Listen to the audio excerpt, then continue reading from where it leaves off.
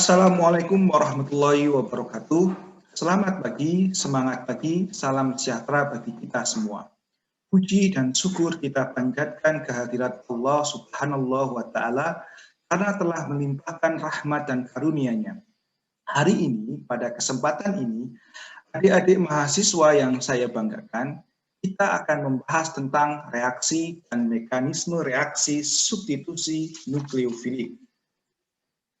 Materi ini merupakan bagian dari mata kuliah kimia organik fisik.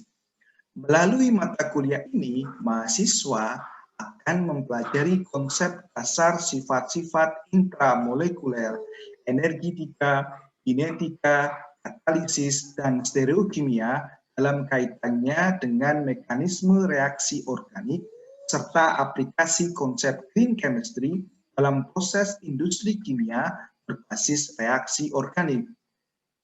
Mekanisme reaksi substitusi, radikal bebas, eliminasi, adisi, dan perisiklik dibahas berdasar aspek kinetika, energetika, dan stereokimianya. Keterampilan menggunakan aplikasi kimia untuk pemodelan mekanisme reaksi akan memperkuat kemampuan mahasiswa dalam merepresentasikan mekanisme reaksi organik. Dalam proses pembelajaran, akan dikembangkan sikap kolaboratif dan kreatif dalam menyelesaikan tugas dan komunikatif dalam diskusi dan presentasi. Capaian pembelajaran mata kuliah ini, 1.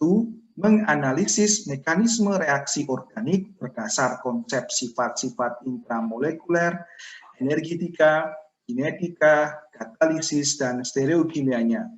2. Terampil menggunakan program aplikasi kimia untuk menjelaskan mekanisme reaksi organik. Subcapaian pembelajaran mata kuliah hari ini, 1. Mahasiswa mampu mengidentifikasi, menganalisis, dan menjelaskan mekanisme reaksi SN2, SN1, dan SNI. 2. Mahasiswa mampu menuliskan reaksi dan mekanisme reaksi SN2, SN1, dan SNI. 3. Mahasiswa dapat menjelaskan faktor-faktor kinetika dan energetika pada mekanisme reaksi SN2, SN1, dan SNI yang mengatur terjadinya reaksi substitusi. Pembahasan tentang reaksi substitusi kita awali dengan senyawa yang sangat terkenal di masyarakat, yaitu penisilin.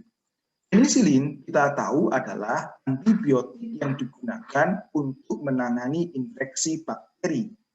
Penisilin diisolasi dari penisilin notatum yang dikenal dengan penisilin G atau senyawa 1.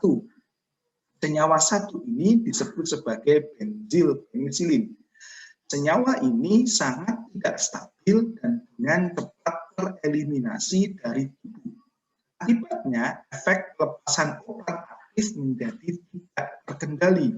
Selain itu, spektrum antibakteri penisilin ini terbatas hanya pada organisme tertentu, sehingga mendorong para ahli sintesis untuk mensintesis senyawa analognya guna mengatasi kekurangan dari penisilin B atau senyawa 1 ini atau benzil penisilin, yaitu dengan mensintesis senyawa analog senyawa 5 atau disebut sebagai senyawa asam 6 amino penisilanat. Senyawa ini merupakan kunci untuk senyawa semisintetik yang memiliki sifat farmasetis yang unggul dibandingkan dengan penisilin dari bahan alam dari senyawa 1 ini yang diisolasi dari penisilin notatum. Jalur sintesis reaksinya seperti ditunjukkan pada serangkaian reaksi ini. Senyawa 1 menjadi senyawa 2, menjadi senyawa 3, menjadi senyawa 4, menjadi senyawa 5. Jadi ada 1, ada 2, ada 3, ada 4. Ada 4 tahapan reaksi untuk menghasilkan senyawa 5 atau senyawa asam 6 amino penisilanat. Pada salah satu tahapan reaksinya terdapat reaksi substitusi, yaitu pada senyawa 2 menjadi senyawa 3.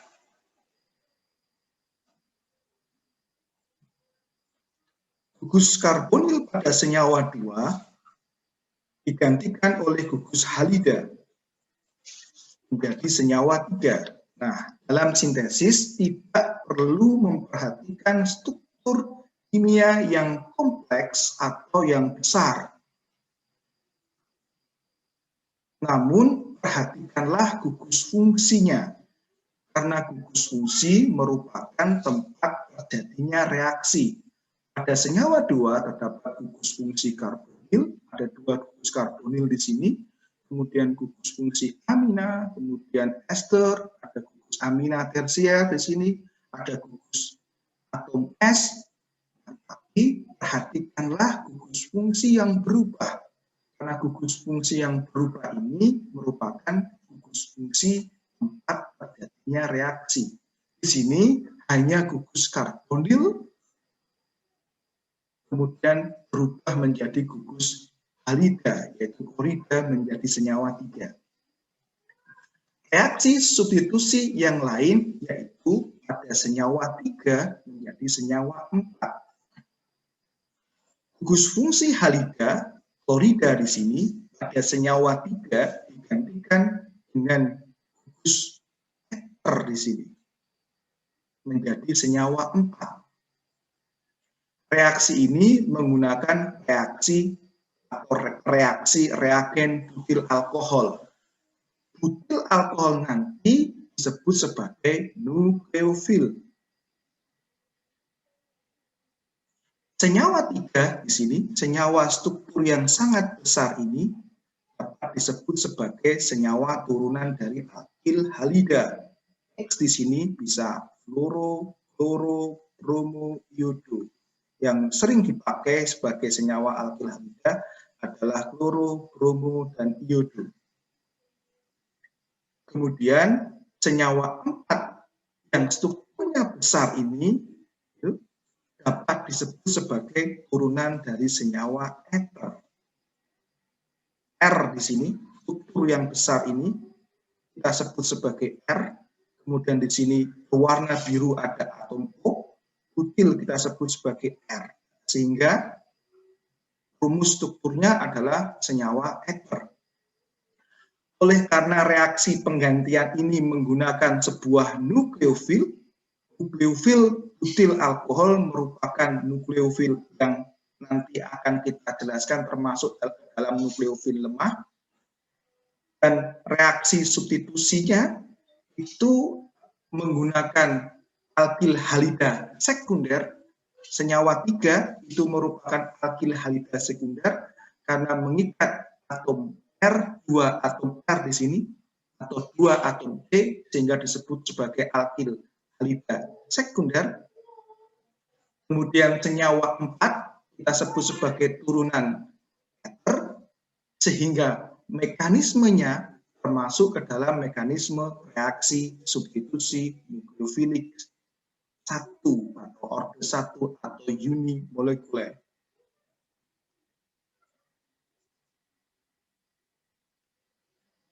Nah, agar dapat menghasilkan atau membuat senyawa-senyawa yang mempunyai manfaat besar untuk kehidupan manusia seperti senyawa analog dari senyawa penisilin ini yang mempunyai sifat farmaseutis yang unggul dibandingkan senyawa penisilin bahan alam, maka perlu dipelajari reaksi-reaksi dasar seperti reaksi substitusi nukleofilik yang akan dibahas pada bab ini.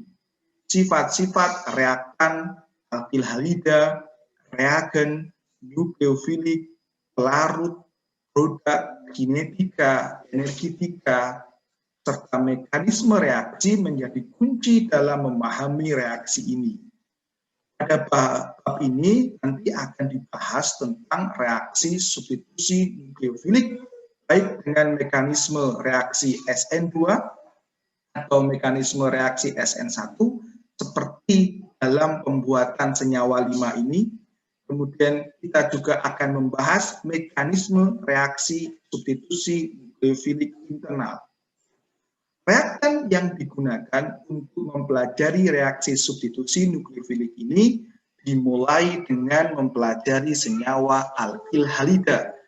Pembahasan kali ini kita akan fokuskan pada subreaksi substitusi senyawa 3 menjadi senyawa 4. Senyawa 3 merupakan turunan dari senyawa alkil halida. Pembahasan kita mulai dengan mempelajari senyawa alkil halida. Alkil halida dapat menjalani reaksi dengan basa Lewis membentuk suatu produk yang disebut sebagai produk substitusi, seperti ditunjukkan pada reaksi ini. Pada reaksi alkil halida menggunakan basa Lewis. Basa Lewis adalah zat dalam bentuk senyawa, molekul, atau ion yang memberikan sepasang elektron ke asam Lewis. Sehingga asam Lewis kita sebut sebagai zat atau senyawa atau molekul atau ion yang menerima sepasang elektron dari basa Lewis. Pada reaksi ini, basa Lewis berfungsi sebagai nukleofil yang menggantikan atom halogen. Di sini adalah atom halogen, yaitu pada golongan 7 F, Cl, Br, I. Tapi yang sering dipakai adalah atom kloro, bromo, dan iodo. Reaksi ini disebut sebagai reaksi substitusi nukleofilik. Jadi reaksi penggantian basa Lewis menggantikan atom halogen disebut sebagai reaksi substitusi nukleofilik, yaitu reaksi penggantian yang dilakukan oleh sebuah nukleofilik. Saya ulangi lagi, reaksi ini disebut sebagai reaksi substitusi nukleofilik karena proses penggantian gugus fungsi halida yang terikat pada atom karbon dilakukan oleh sebuah nukleofil. Nah, sekarang kita definisikan. Jadi nukleofil atau kita sebut sebagai nanti NU negatif adalah zat atau senyawa atau molekul atau ion yang kaya elektron, ditandai dengan pasangan elektron, kemudian ditandai dengan tanda negatif. Sedangkan yang disebut sebagai elektrofil, kita notasikan dengan E positif, adalah zat yang miskin elektron yang menerima sepasang elektron dari nukleofil. Nah, sekarang kita bedakan apa perbedaan nukleofilik dengan basa Lewis. Di sini nukleofil dan basa Lewis sama-sama spesies yang kaya elektron. Perbedaannya adalah nukleofil menyerang pusat yang bermuatan positif seperti atom karbon yang bermuatan parsial positif. Atom karbon bermuatan parsial positif karena terikat oleh atom halogen. Atom halogen bermuatan negatif, sehingga densitas elektron akan ditarik ke arah atom halogen. Akibatnya atom halogen nanti akan bermuatan parsial negatif. Ini berakibat yang terikat atom T yang terikat pada atom halogen bermuatan parsial positif. Jadi nukleofil hanya akan menyerang pada pusat atom C yang bermuatan positif atau parsial positif. Berbeda dengan basa Lewis, basa Lewis nanti akan menyerang sebuah proton H+ atau atom hidrogen yang bermuatan parsial positif. Jadi ketika kita mempunyai sebuah alkil halida, dicontohkan di sini, ini adalah C alfa,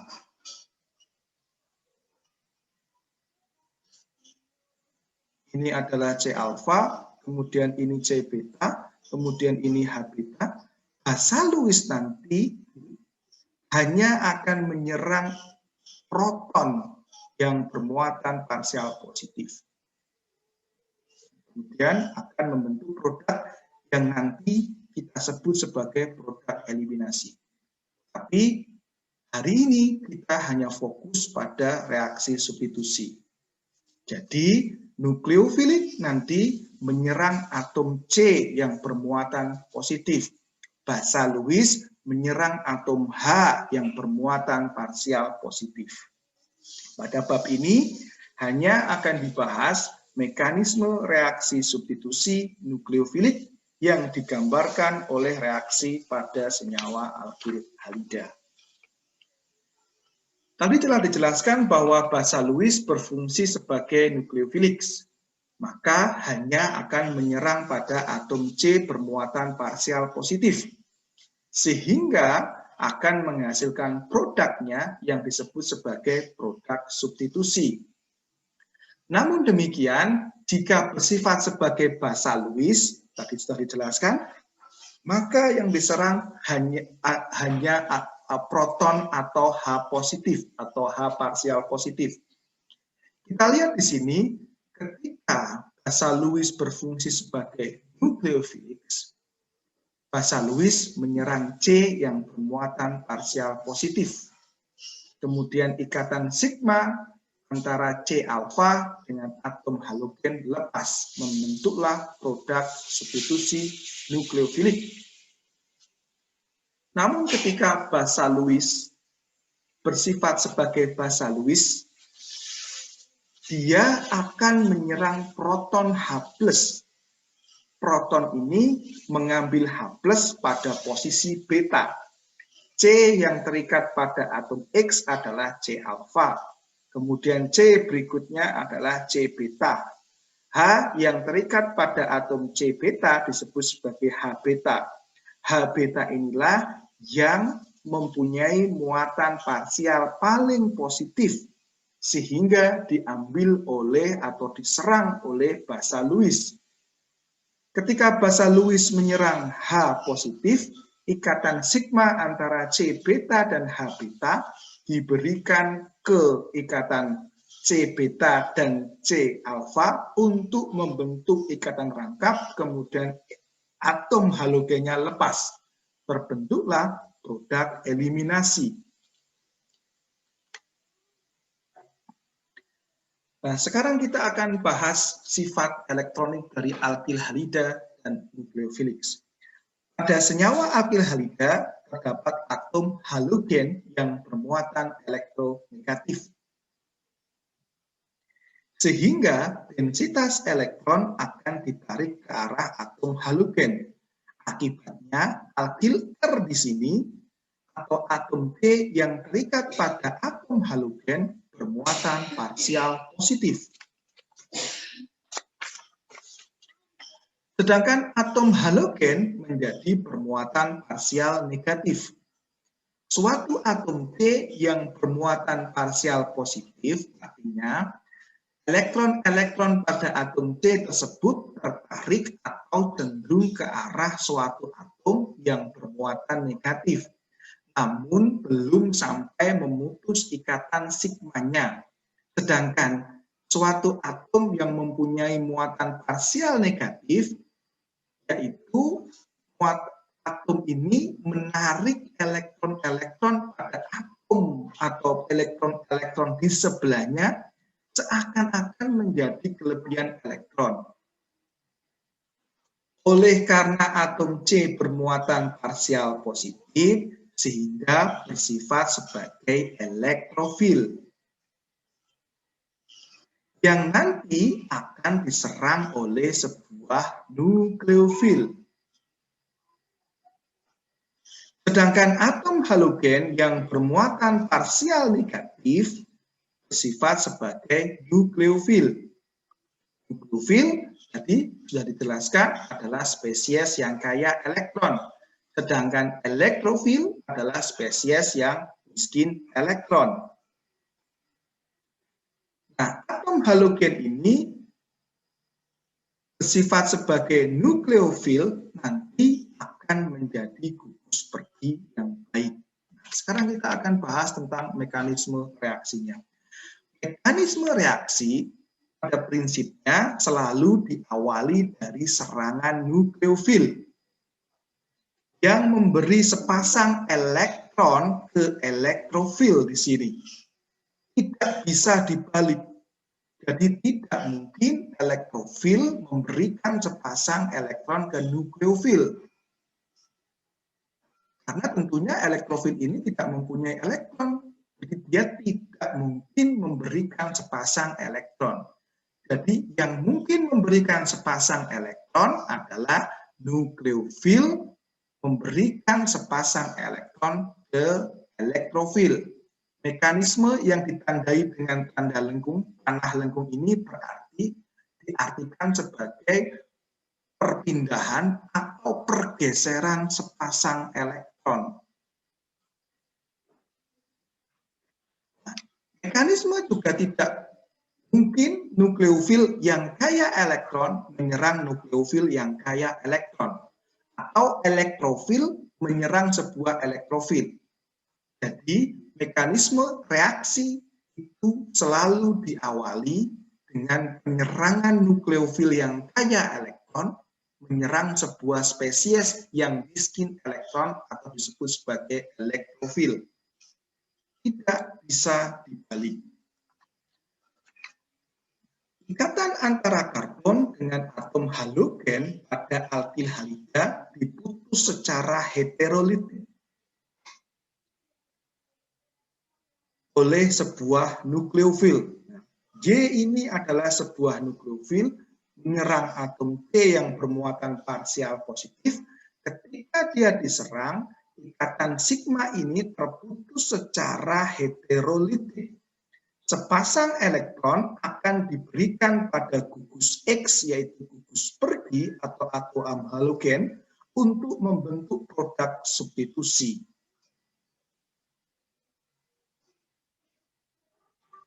Nah, alkil halida adalah senyawa hidrokarbon yang mengandung halogen. Atom halogen terikat pada karbon terhibridisasi sp3. Atau kita bisa sederhanakan ketika atom C ini memiliki ikatan tunggal, hibridisasinya adalah sp3. Kemudian jenis senyawa halida yang lain dikenal sebagai alkenil halida dan aril halida.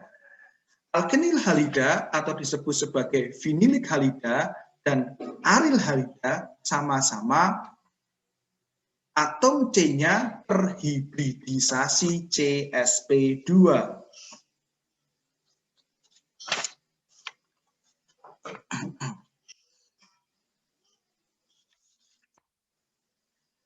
Nah, jenis alkil halida yang lain itu disebut sebagai metil halida, kemudian alkil halida primer, kemudian alkil halida sekunder, kemudian alkil halida tersier. Metil halida adalah alkil halida yang mempunyai gugus metil. Halidanya terikat oleh gugus metil. Kemudian disebut sebagai alkil halida primer di sini, yaitu karbon yang terikat pada halogen hanya terikat pada satu atom karbon. Kemudian disebut sebagai alkil halida sekunder, karbon di sini terikat pada atom halogen terikat oleh dua atom karbon yang lain. Kemudian disebut sebagai alkil halida sekunder, karbon yang terikat pada atom halogennya terikat oleh tiga atom halogen yang lain, disebut sebagai alkil halida tersier. Nah, sekarang kita akan bahas tentang jenis nukleofilnya. Nukleofil kuat itu biasanya dalam bentuk garam dengan sebuah logam yang disimbolkan dengan M. Berikut ini adalah contoh dari reagen yang bersifat nukleofilik. Logam alkoksida atau disebut sebagai O-karmin, merupakan sumber anion.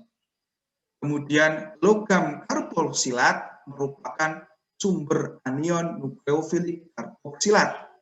Kemudian logam hidrogen sulfida merupakan sumber anion nukleofil dari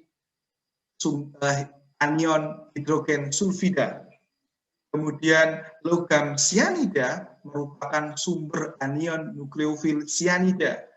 Logam asida merupakan sumber anion dari nukleofil azida. Kemudian logam iodida merupakan sumber anion dari nukleofil iodida. Logam yang dipakai itu biasanya adalah logam lithium, kemudian natrium, kemudian kalium. Lithium, natrium, dan kalium merupakan unsur yang sangat bermuatan positif, sehingga atom O-nya akan sangat bermuatan negatif. Inilah menjadikan sumber dari nukleofil yang kuat, baik alkoksida, karboksilat, hidrogen sulfida, sianida, azida, dan iodida adalah nukleofil yang kita sebut sebagai nukleofil kuat. Baiklah, setelah kita membahas jenis nukleofil yang digunakan dalam reaksi substitusi nukleofilik, sebelumnya kita sudah membahas dari jenis alkil halida dan membahas mekanisme reaksi yang serangannya selalu diawali dari nukleofilik menyerang elektrofilik, tidak bisa dibagi.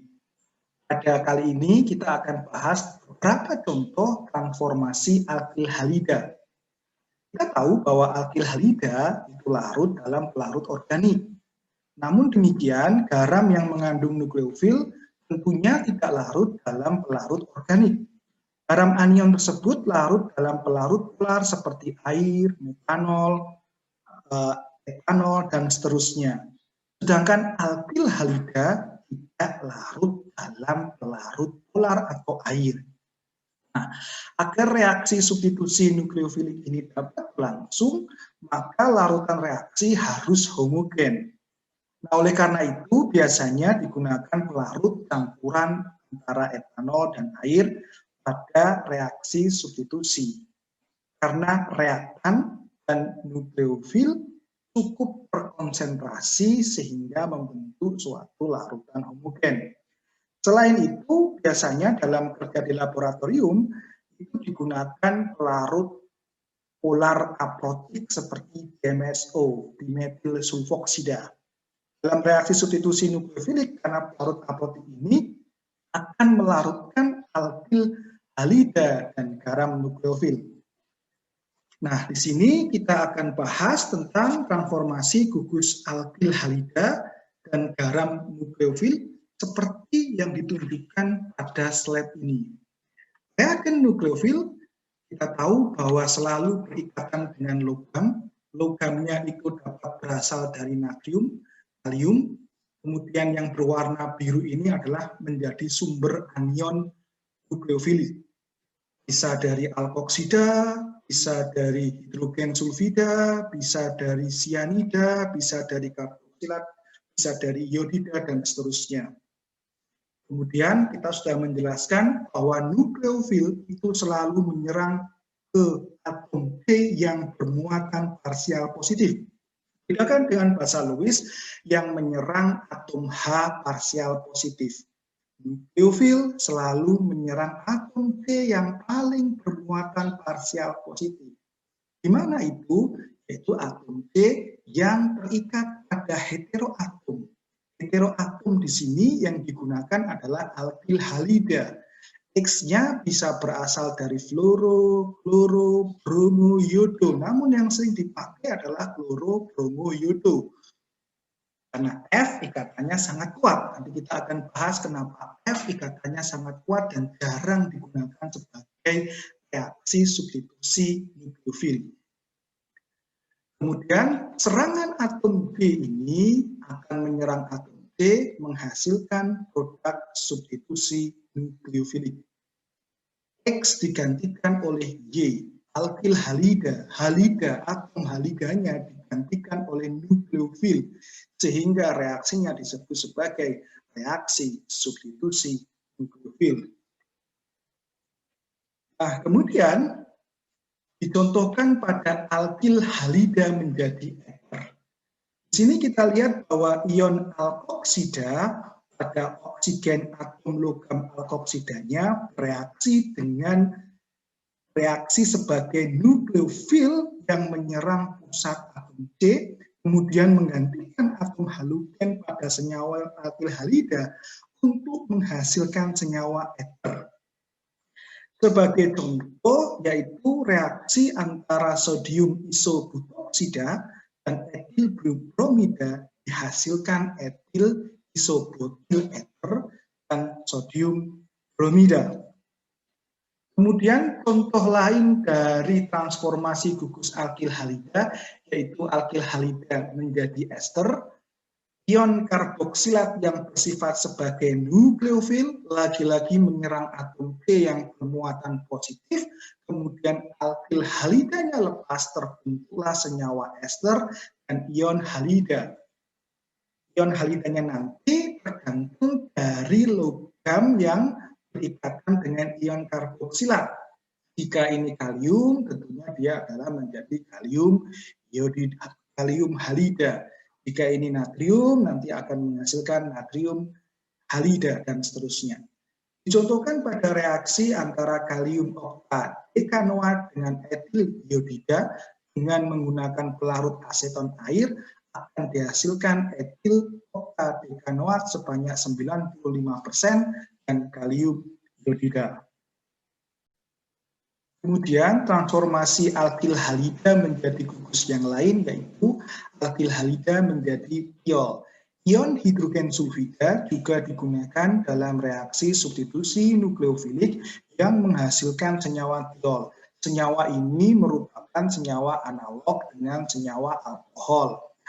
Atom sulfur yang bermuatan negatif ini bereaksi sebagai nukleofil yang akan menggantikan halogen pada senyawa alkil halida yang membentuk senyawa tiol dan ion halida. Sumber ion hidrogen dapat berasal dari potasium atau kalium sulfida. Reagen nukleofil ini direaksikan dengan alkil halida yaitu 2 bromononana dalam pelarut etanol air menghasilkan 2 nonana tiol sebanyak 74% dan potasium bromida. Kemudian transformasi alkil halida yang lain yaitu alkil halida menjadi alkil sianida. Pada ion sianida, atom C justru yang bermuatan negatif karena langsung terikat pada atom logam, garam nukleofiliknya. Oleh karena itu, bereaksi atau beraksi sebagai nukleofil yang menggantikan atom halogen pada senyawa alkil halida untuk menghasilkan senyawa alkil sianida atau senyawa nitril. Penggunaan ion sianida ini berfungsi untuk memperpanjang rantai karbon dalam pembentukan ikatan CC. Dicontohkan pada reaksi antara sodium sianida dengan siklopentil klorida dengan menggunakan pelarut dimetil sulfoksida dengan produk substitusinya yaitu siklopentil sianida sebanyak 70% dan dihasilkan garam sodium klorida. Kemudian contoh yang lainnya adalah alkil halida menjadi alkil azida. Natrium azida atau sodium azida merupakan reagen sumber dari ion azida di sini. Digunakan dalam reaksi substitusi nukleofilik untuk membentuk ikatan karbon dengan nitrogen.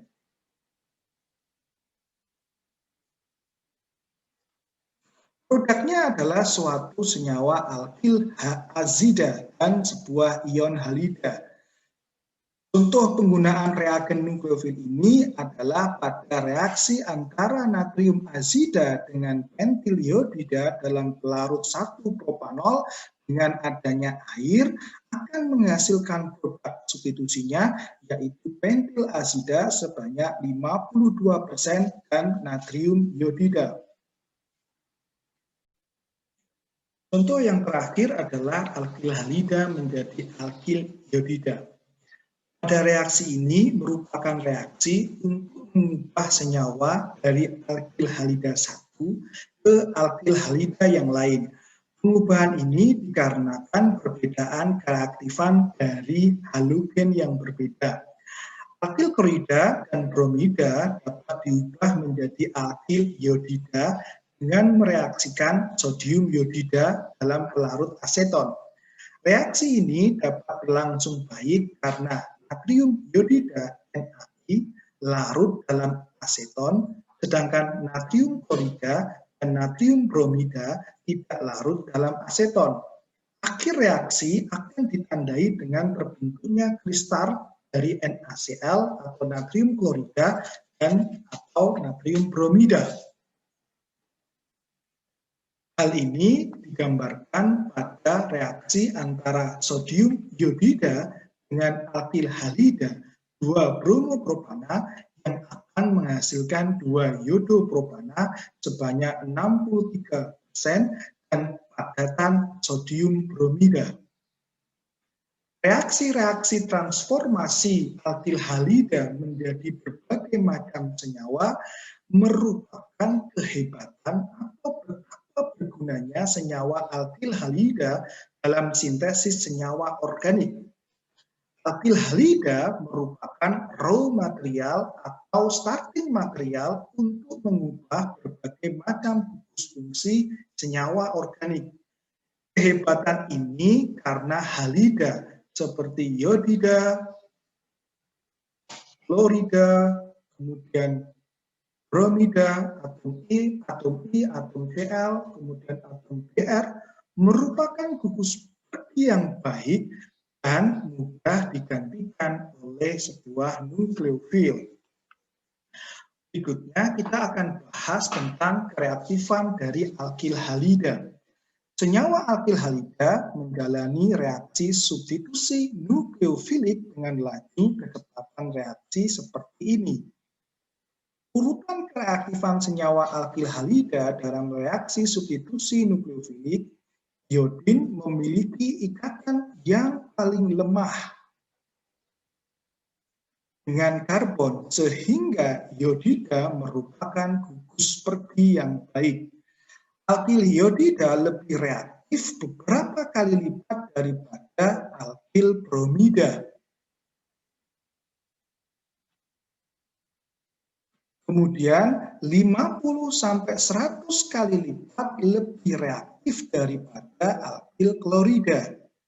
Fluorin yang memiliki ikatan paling kuat dengan karbon sehingga merupakan gugus pergi yang buruk.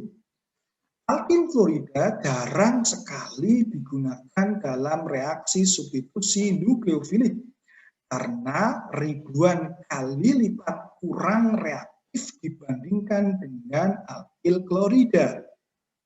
Perbedaan ini dikarenakan karena kekuatan ikatan pada golongan halogen. Akibat perbedaan dari keelektronegatifan. Keelektronegatifan itu adalah ukuran kemampuan atom untuk menarik elektron keluar atau elektron valensinya. Salah satu yang mempengaruhi keelektronegatifan adalah jarak inti atom dengan elektron valensi. Semakin jauh jaraknya, maka tarikan antara partikel bermuatan akan semakin lemah. Oleh karena itu, ikatan akan menjadi lemah. Misalnya pada atom I memiliki jari-jari atom. Jari-jari atom itu adalah jarak dari inti atom ke elektron keluar atau elektron valensi. Atom I mempunyai jari-jari atom sebesar 1,334 angstrom, kemudian atom F itu memiliki jari-jari atom sekitar 0,74 angstrom. Br memiliki jari-jari atom sekitar 1,14 angstrom. Kemudian Bl memiliki jari-jari atom 0,994 angstrom. Perbedaan jarak dari inti atom ke elektron valensi dari atom I, F, Br, Cl ini tentunya akan mempengaruhi ke elektronegatifan. Jarak antar partikel yang pendek akan berpengaruh terhadap ke elektronegatifan. Di sini lihat bahwa jarak yang paling pendek adalah antara atom E dan F di sini. Sehingga atom F ini merupakan gugus pergi yang buruk.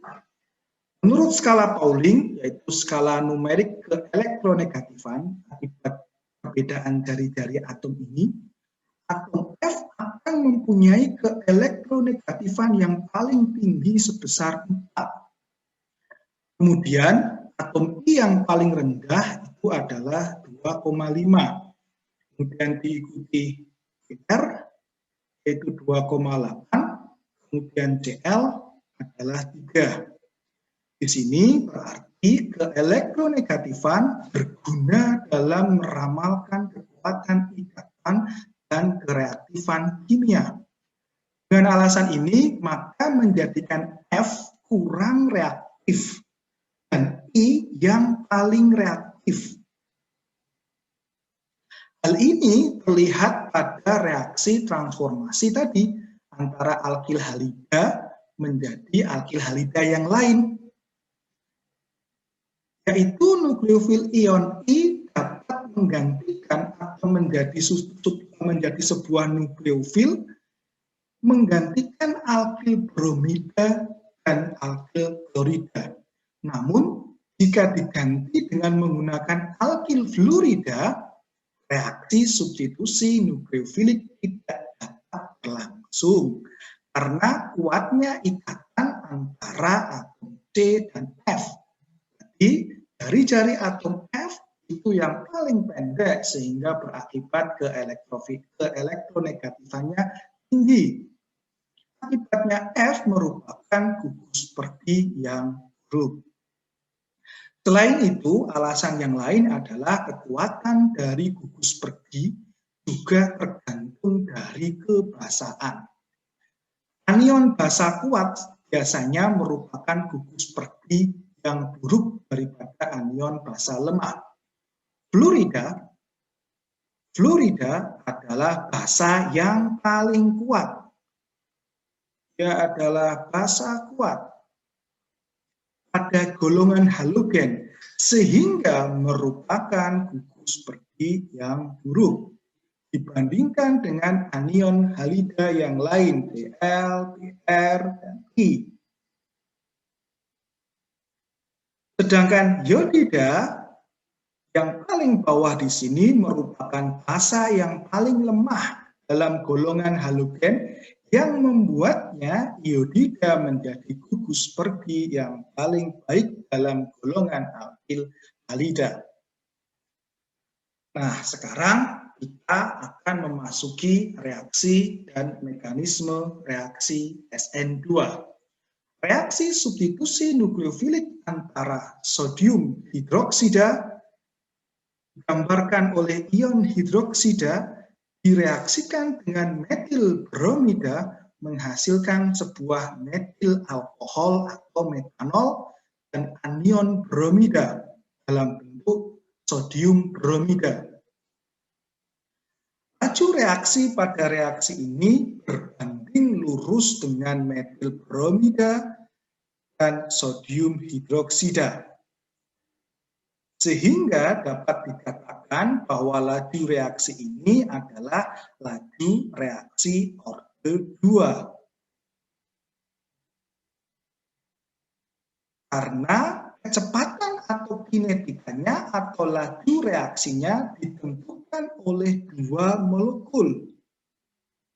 Dua molekul inilah yang akan menentukan tahapan laju reaksi. Karena ada dua molekul yang menentukan tahapan laju reaksi, reaksi SN2 disebut sebagai reaksi bimolekuler. Dua molekul ini yaitu adalah tadi disebutkan ion hidroksida, kemudian alkil halidanya yaitu metil bromida, sehingga dapat dituliskan kecepatan reaksi sama dengan tahapan laju reaksi dikali konsentrasi dari alkil halida, kemudian dikali konsentrasi dari ion dari nukleofilnya. Mekanisme reaksi seperti ditunjukkan pada mekanisme reaksi di bawah ini.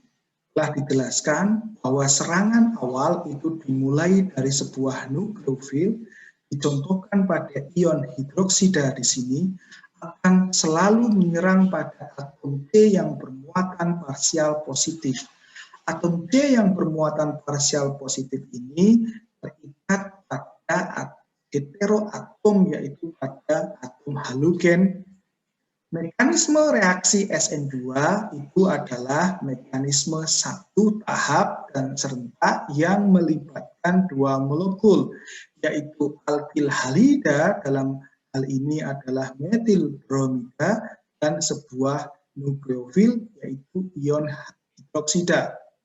Sebelum membentuk produknya yaitu metil alkohol atau metanol, itu melewati sebuah keadaan transisi. Pada keadaan ini, pemutusan ikatan antara karbon dan gugus pergi terjadi bersamaan dengan pembentukan ikatan antara karbon dan nukleofil. Nukleofil mendorong gugus pergi dari ikatannya dengan karbon. Oleh karena alasan ini, mekanisme SN2 disebut sebagai proses substitusi langsung atau serentak.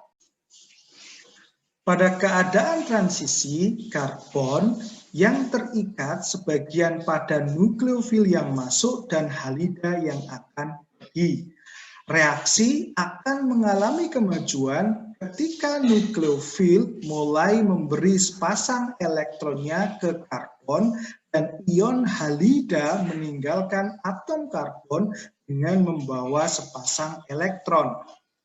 Nah, mekanisme reaksi SN2 itu terjadi pada metil halida, alkil halida sekunder, kemudian alkil halida primer yang sederhana dengan sebuah anion nukleofil kuat. Namun, alkil halida sekunder yang telah disebutkan tadi, selain terdapat produk substitusi, juga terdapat produk lain, yaitu produk eliminasi melalui mekanisme reaksi E2. Sedangkan alkil halida tersier akan menjalani mekanisme reaksi SN2 yang sangat lambat, dianggap tidak menjalani SN2, namun menjalani mekanisme reaksi E2 dengan cepat. Nah, pada bab ini kita akan membahas tentang stereokimia reaksi SN2. Mekanisme reaksi SN2 yang telah dijelaskan tadi, yaitu pada keadaan transisi, memiliki struktur yang khas, yang akan mengarahkan pada struktur produk substitusi nukleofilik yang selektif yang disebut sebagai stereospesifik. Pada kali ini kita akan membahas struktur produk substitusi yang berhubungan dengan struktur nukleofil dan gugus pergi pada alkil halida. Dari keadaan transisi sebenarnya terdapat dua kemungkinan stereoisomer yang akan muncul. Karena nukleofil sebenarnya bisa menyerang dari dua sisi, yaitu serangan sisi depan dan serangan sisi berlawanan. Nah, kita akan bahas kemungkinan pertama. Ketika nukleofil yang secara sederhana akan mengambil posisi yang ditempati oleh gugus pergi, hal ini berarti nukleofil akan menyerang reaktan atau alkil halida dalam hal ini pada permukaan yang sama dari gugus pergi. Mekanisme ini disebut sebagai substitusi sisi depan yang akan menghasilkan produk substitusi nukleofilik dengan retensi konfigurasi atau konfigurasi yang sama dengan keadaan bahan awal. Sedangkan kemungkinan kedua yaitu serangan dari sisi berlawanan. Dari gugus pergi halida, mekanisme ini sering disebut sebagai mekanisme serangan sisi berlawanan atau serangan sisi belakang ini yang akan menghasilkan konfigurasi yang berbeda dari konfigurasi bahan awal. Jadi ketika bahan awalnya mempunyai konfigurasi R, produk substitusi nukleofiliknya akan mempunyai konfigurasi S. Karena berbeda ini disebut sebagai konfigurasi retensi.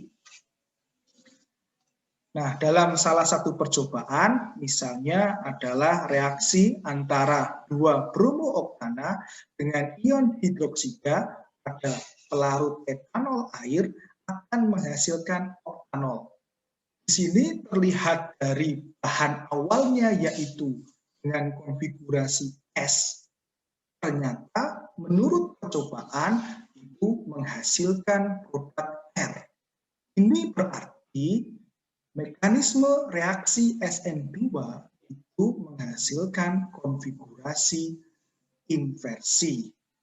Nah, sekarang kita akan belajar bagaimana menentukan konfigurasi ini termasuk konfigurasi S atau R.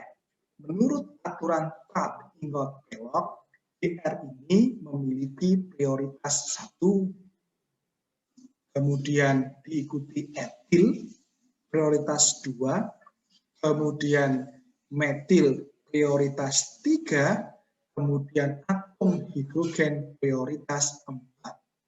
1 ke 2, kemudian 2 memutar ke 3, 3 ke 4 itu berlawanan arah jarum jam, sehingga konfigurasinya S. Namun perlu diingat, prioritas yang nomor 4 itu harus titik-titik garis yang artinya dia berada di belakang. Nah, lebih jelasnya nanti akan dibahas khusus di dalam pembahasan stereokimia, kimia organik. Kemudian kita lihat produknya yaitu R. R di sini, gugus hidroksilnya tentunya memiliki prioritas 1, kemudian gugus yang besar di sini memiliki prioritas 2, kemudian metil 3, dan H4. 1 ke 2, nah, melewati karena ini berada di belakang, tentunya bisa ditembus 1 ke 2, kemudian 2 ke 3, 3 ke 4, ini adalah searah jarum jam, sehingga konfigurasinya adalah R. Nah, dari percobaan ini dapat disimpulkan bahwa reaksi substitusi nukleofilik terjadi inversi konfigurasi, yang berarti konfigurasi reaktan alkil halidanya berbeda dengan produk substitusi nukleofilik. Hal ini sesuai dengan struktur keadaan transisi pada saat nukleofil menyerang dari sisi berlawanan dari gugus alkil halida. Banyak eksperimen serupa telah menunjukkan fenomena ini. Reaksi substitusi nukleofilik pada mekanisme reaksi SN2 itu bersifat stereospesifik. Karena hanya berlangsung dengan konfigurasi inversi. Terdapat persyaratan stereoelektronik bagi nukleofil untuk mendekati karbon dari sisi yang berlawanan dari gugus pergi alkil halida. Ahli kimia organik yang menyebut ini pertama kali disebut oleh ilmuwan kimia Jerman yaitu Paul Walden pada tahun 1896. kesatuan, sehingga sering juga disebut sebagai inversi Walton.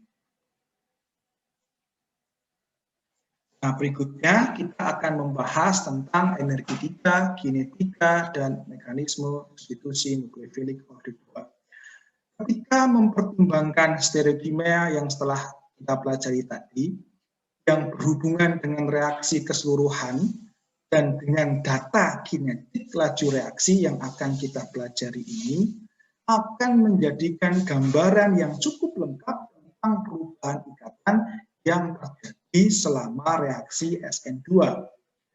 Data kinetik reaksi substitusi nukleofilik digambarkan oleh diagram potensial untuk reaksi hidrolisis S2 bromooktana dengan ion hidroksida yang menghasilkan R2-oktanol. Ion hidroksida ini bereaksi sebagai atau beraksi sebagai nukleofil menggunakan pasangan elektron untuk menyerang karbon pada alkil halida dari sisi berlawanan dari gugus pergi halida, sehingga hibridisasi karbon dalam alkil halida terjadi perubahan dari sp3 menjadi sp2 dalam keadaan transisi. Baik nukleofil, yaitu ion hidroksida, dan gugus pergi, yaitu alkil bromida, sebagian terikat pada karbon dalam keadaan transisi. Keadaan transisi SN2 ini dapat disebut sebagai struktur pentakoordinat. 1, 2, 3, 4, 5. Ini disebut sebagai struktur pentakoordinat, yaitu keadaan ketika karbon terikat penuh pada 3 substituen dan 2 gugus pergi, yaitu gugus pergi yang sebagian akan terikat, dan ikatan nukleofil. Ikatan nukleofil yang akan terbentuk dengan gugus pergi ini relatif panjang dan lemah pada keadaan transisi, sehingga digambarkan dengan garis putus-putus. Setelah melewati keadaan transisi, ini adalah keadaan transisi, gugus pergi dilepaskan dan karbon akan menjadi tetra koordinat, kembali menjadi hibridisasinya yaitu sp3. Selama reaksi berlangsung, dari bahan awal ke produk terdapat 3 keadaan perubahan yang terjadi. Yang pertama, ikatan mengalami peregangan dan kemudian terjadi pemutusan ikatan pada gugus pergi. Kedua, pembentukan ikatan pada nukleofil dari sisi berlawanan gugus pergi alkil halida. Ketiga, stereokimia inversi pada penata ulangan struktur tetrahedral pada ikatan karbon pada saat terjadi reaksi substitusi. Penggambaran mekanisme reaksi ini dikembangkan dari hasil percobaan tadi yang melibatkan alkil halida aktif, yaitu suatu metil bromida seperti S2 bromooktana yang mengalami reaksi substitusi nukleofilik dengan menghasilkan produk inversi konfigurasi R2-oktanol. Nah, telah dijelaskan tadi bahwa laju reaksi substitusi nukleofilik sangat bergantung pada gugus pergi alkil halida. Alkil iodida adalah yang paling reaktif dibandingkan dengan alkil halida yang lain, apalagi dibandingkan dengan alkil halida fluorida yang kurang reaktif. Berikutnya, ini adalah tabel tentang reaktivitas senyawa alkil bromida pada reaksi substitusi nukleofilik dengan mekanisme reaksi SN2. Ada perbedaan besar yang sangat besar dalam laju reaksi dari berbagai jenis alkil halida, yaitu metil halida, kemudian alkil halida sekunder, kemudian yang terakhir adalah alkyl halida tersier dalam menjalani reaksi substitusi nukleofilik SN2. Laju reaksi substitusi nukleofilik dari jenis alkyl bromida berbeda-beda dengan faktor lebih dari 10 pangkat 6 ketika membandingkan yang paling reaktif dari jenis alkyl halida, yaitu metil bromida, dan yang kurang reaktif yaitu tersier butyl bromida. Perbedaan laju reaksi yang besar antara metil, etil, isopropil, dan tersier butyl bromida mencerminkan rintangan sterik.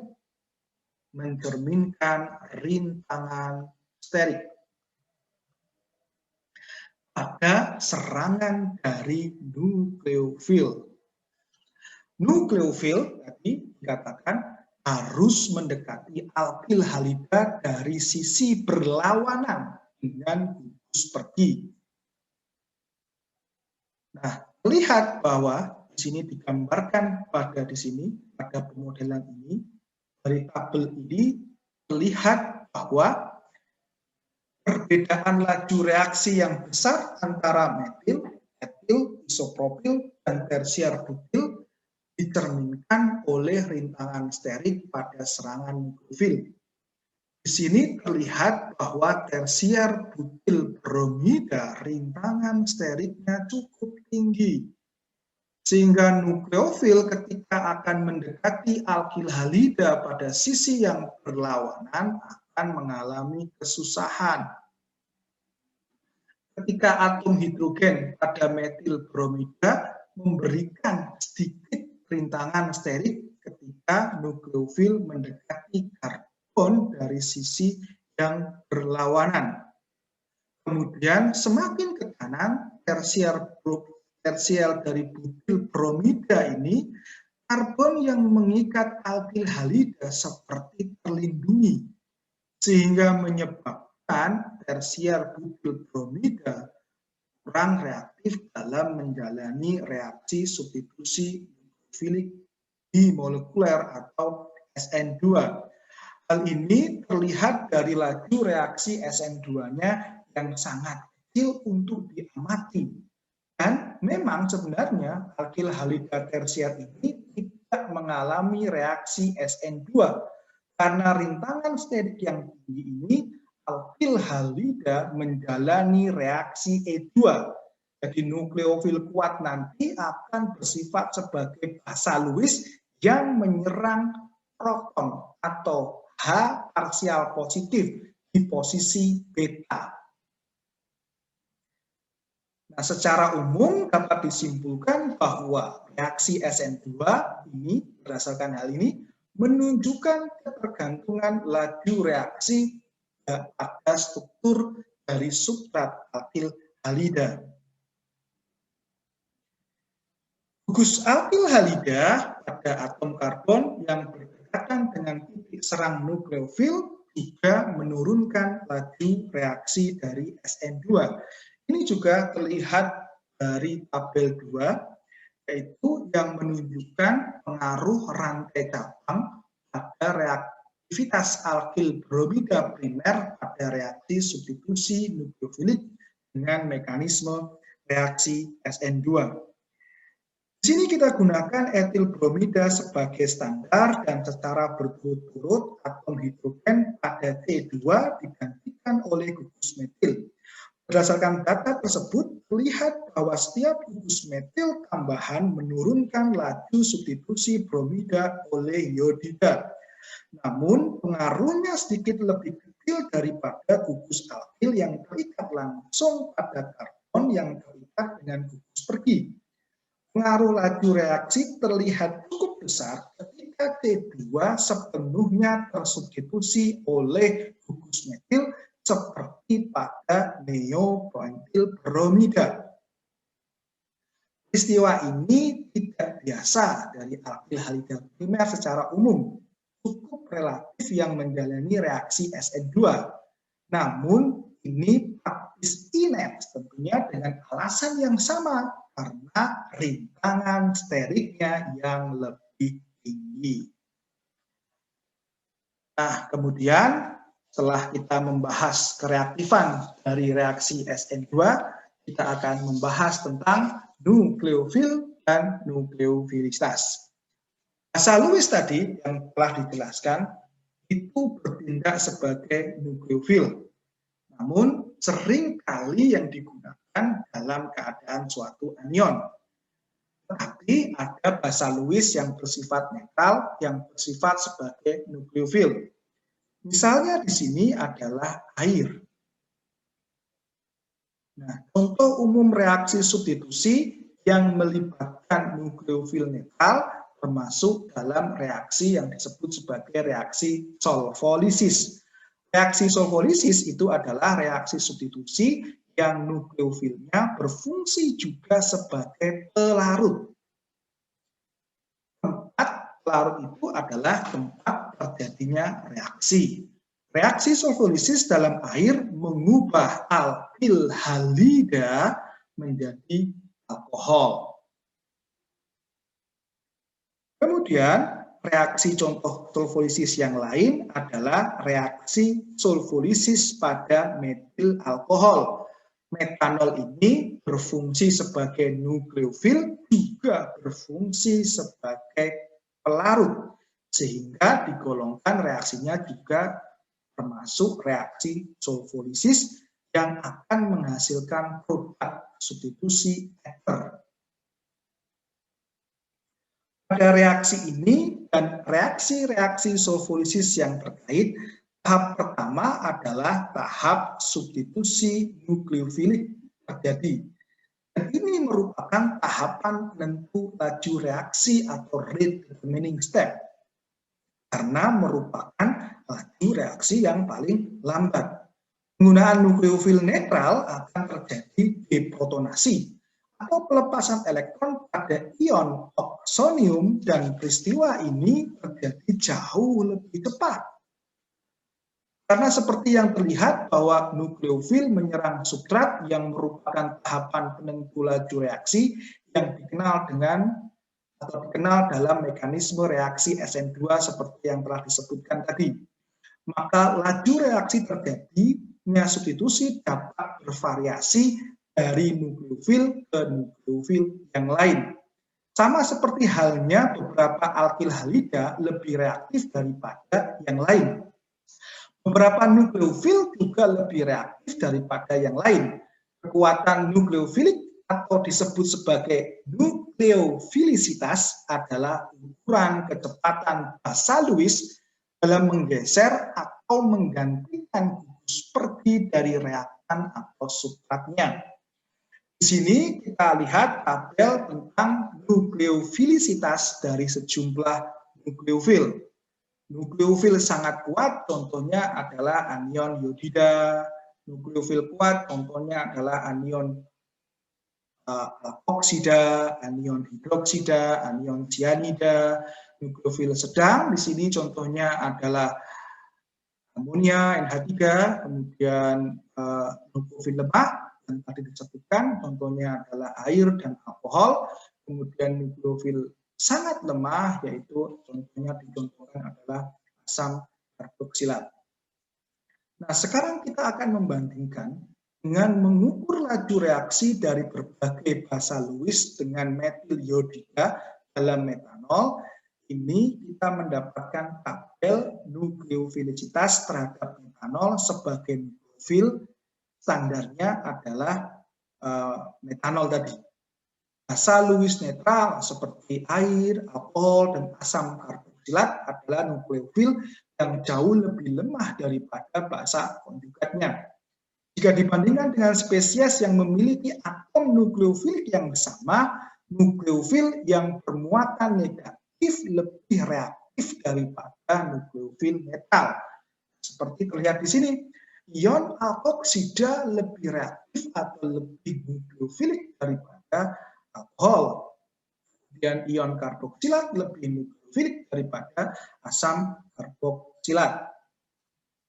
Nah, selama atom nukleofilnya sama, semakin basa nukleofilnya semakin reaktif. Ion alkoksida ini adalah sebuah basa yang lebih kuat daripada ion karboksilat, sehingga menjadikan ion alkoksida ini lebih nukleofilik daripada ion karboksilat. Hubungan antara kebasaan dan nukleofilisitas berlaku saat membandingkan atom dalam baris yang sama pada tabel periodik. Jadi, ion hidroksida itu lebih basa daripada ion fluorida. Dan amonia itu lebih basa dan lebih nukleofilik daripada air.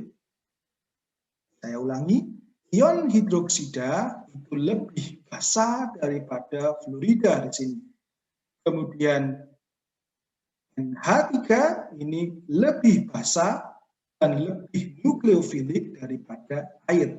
Jika kita bandingkan hubungan antara kebasaan dan nukleofilitas dalam atom pada baris yang sama pada tabel periodik. Namun, ini tidak berlaku saat melanjutkan ke kolom di tabel periodik, misalnya ion iodida atau imin adalah ion halida paling basa tetapi paling nukleofilik. Ion F- adalah ion halida paling basa tetapi nukleofilnya paling sedikit. Jadi ketika kita bandingkan imin dan F- ternyata F- ini yang paling basa tetapi nukleofilnya lebih kecil daripada imin, saudara. Nah, faktor yang paling mempengaruhi atas hubungan terbalik antara kebasaan dan nukleofilisitas di antara ion-ion halida adalah sejauh mana ion-ion itu dilarutkan yang akan membentuk ikatan hidrogen seperti gambar pemodelan ini. Ion imin adalah ion halida basa, paling nukleofilik. Ion F- adalah ion halida paling basa. Ini berarti F- paling basa dibandingkan dengan imin.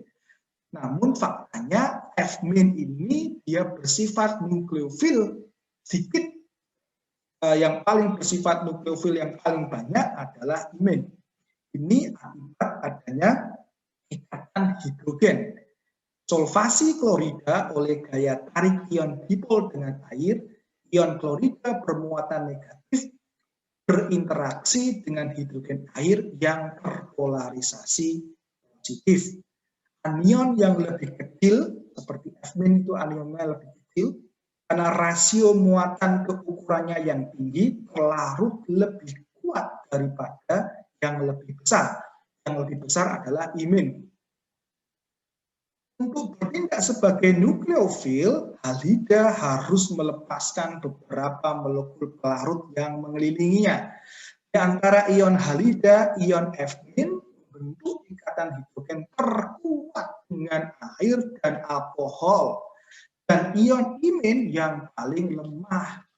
Nah, jadi nukleofilisitas ion F- lebih rendah daripada ion Cl-, kemudian ion Cl- lebih rendah daripada ion Br-, kemudian ion Br- lebih rendah daripada ion imin. Demikian pula ion hidroksida OH- itu lebih kecil, lebih terlarut, dan nukleofiliknya lebih rendah daripada ion HS-. Nukleofilisitas itu juga terkait dengan polarisabilitas, yaitu kemudahan mendistorsi awan elektron yang mengelilingi nukleofil.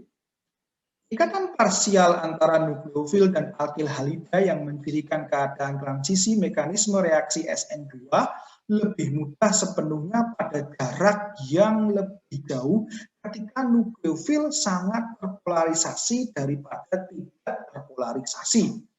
Tingkat ikatan yang meningkat ke nukleofil akan menurunkan energi keadaan transisi dan meningkatkan laju reaksi substitusi.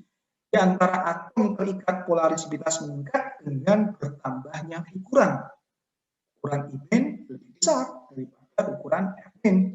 Jadi iodida adalah ion halida yang paling terpolarisasi dan paling nukleofilik. Sedangkan fluorida paling sedikit. Nah, berikutnya setelah kita membahas tentang reaksi substitusi nukleofilik orde 2, kita akan membahas substitusi nukleofilik unimolekuler yang dikenal sebagai reaksi SN1. Baru saja dijelaskan pada reaksi SN2 bahwa alkil halida tersier bersifat iner terhadap reaksi substitusi oleh mekanisme reaksi SN2 karena tadi rintangan steriknya yang tinggi. Namun demikian, ternyata alkil halida tersier terdapat produk substitusinya. Bagaimana ini bisa terjadi? Kita akan bahas pada pembahasan kali ini. Hughes dan Ingold mengamati bahwa hidrolisis dari tersier butil bromida itu dicirikan dengan hukum laju reaksi orde pertama. Reaksi ini ternyata hanya tergantung dari salah satu reaktannya, yaitu hanya tergantung pada alkil halidanya, yaitu tersier butil bromida. Pada reaksi ini, laju reaksi hidrolisis, laju reaksi ini disebut sebagai hidrolisis karena menggunakan air. Air adalah hidro, lisis adalah penguraian oleh air. Jadi reaksi ini bisa juga disebut sebagai reaksi hidrolisis. Tadi dijelaskan juga bisa disebut sebagai reaksi sulfolisis karena nukleofilnya dalam hal ini adalah air juga berfungsi sebagai larut. Reaksi hidrolisis ini ternyata hanya tergantung pada salah satu molekulnya saja, yaitu adalah tersier butil bromida. Selain itu, penambahan nukleofil yaitu air dalam laju reaksi ini ternyata tidak meningkatkan kecepatan dari laju reaksi ini. Sehingga reaksi ini disebut sebagai reaksi unimolekuler, yaitu reaksi yang hanya melibatkan satu molekul alkil halida. Reaksi SN1 untuk membandingkan laju reaksi substitusi dari SN1 ini, yaitu pada senyawa alkil halida, kondisi percobaan yang dipilih adalah solfolisis dalam asam berformat air. Asam format yang mengandung air, sehingga reaksi substitusi yang bersaing yaitu reaksi SN2-nya akan terjadi sangat lambat. Dicontohkan pada reaksi tersier butil bromida di sini, yaitu dengan nukleofil netral yaitu air, akan menghasilkan produk substitusi tersier butil alkohol. Kita tahu bahwa tersier butil bromida menjalani reaksi yang sangat lambat melalui SN2 karena rintangan steriknya yang tinggi. Namun, di akhir reaksi itu terdapat produk substitusi. Tentunya, dia tidak menjalani mekanisme reaksi SN2. Di sini kita akan bahas mekanisme selain SN2 yang menghasilkan produk substitusi, yaitu reaksi SN1. Reaksi keseluruhannya antara tersier butil klorida yang merupakan alkil halida tersier dengan air menghasilkan tersier butil alkohol dan ion hidronium dan ion bromida. Tahap 1 terjadi disosiasi unimolekuler antara alkil halida untuk membentuk karbokation. Karbokation adalah karbon yang bermuatan positif. Karbokation ini merupakan zat antara atau intermediate kopi yang merupakan bagi penentu reaksi atau rate determining step karena merupakan laju yang paling lambat. Diagram energinya nanti untuk reaksi substitusi kita akan jelaskan lebih lanjut. Mekanisme reaksi SN1 adalah termasuk mekanisme reaksi ionisasi karena terbentuk ion, yaitu terbentuk karbokation dan terbentuk ion bromida.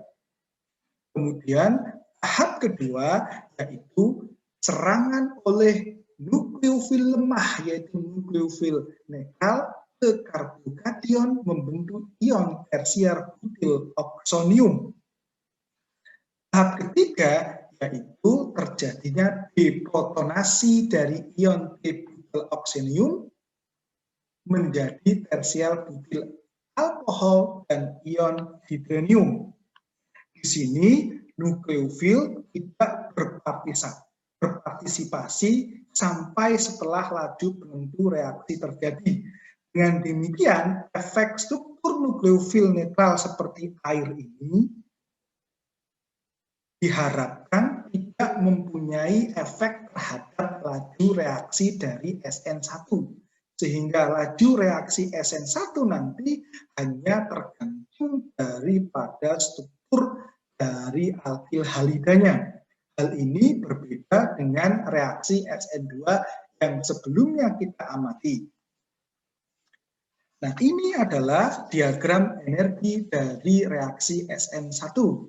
Tersier alkil bromida yang direaksikan dengan molekul air H2O mengalami tumbukan, kemudian setelah mencapai energi aktivasinya, terbentuklah keadaan transisi. Keadaan transisi ini kemudian akan membentuk produk karbokation. Karbokation adalah zat antara atau intermediate. Kemudian melewati keadaan transisi yang kedua, kemudian terbentuklah sebuah produk dari tersier alkohol. Kemudian kita akan bahas tentang kereaktifan dari reaksi SN1. Urutan reaktivitas alkil halida dalam reaksi SN1 adalah sama dengan urutan stabilitas karbokation. Semakin stabil karbokationnya, semakin reaktif alkil halida. Di sini tentunya karbokation yang paling stabil adalah karbokation tersier, kemudian diikuti sekunder, kemudian diikuti primer, kemudian diikuti metil. Oleh karena itu, yang paling reaktif menjalani reaksi SN1 adalah karbokation tersier, kemudian diikuti sekunder, kemudian diikuti primer, dan metil. Ini adalah kebalikan dari kereaktifan dari SN2. Karbokation primer dari alkil halida primer memiliki energi yang sangat tinggi, sehingga zat antaranya dalam reaksi substitusi nukleofilik tidak mungkin terjadi. Ketika etil bromida mengalami reaksi hidrolisis dalam asam format berair tadi, reaksi substitusi mungkin terjadi dengan perpindahan langsung bromida oleh air dalam proses reaksi SN2. Di sini kita tunjukkan tabel 4 yang merupakan reaktivitas dari senyawa alkil bromida pada reaksi substitusi nukleofilik dan mekanisme reaksi SN1. Telah dijelaskan bahwa alkil bromida yang paling reaktif adalah tentunya tersier butyl bromida, diikuti sekunder isopropil, kemudian etil dan metil. Namun di sini kita lihat bahwa etil bromida yang merupakan alkil halida primer terdapat juga produk substitusinya. Ini mungkin terjadi karena ada keadaan transisi seperti yang digambarkan pada slide ini, yaitu keadaan transisi bimolekuler pada reaksi hidrolisis etil bromida. Ini mungkin terjadi, namun tentunya laju reaksinya relatif lebih lambat. Kemudian kita akan bahas tentang stereokimia dari reaksi SN1.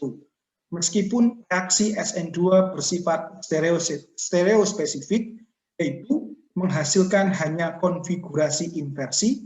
Jadi ketika kita mempunyai produk R, ketika kita mempunyai material R, produknya adalah S. Begitu sebaliknya.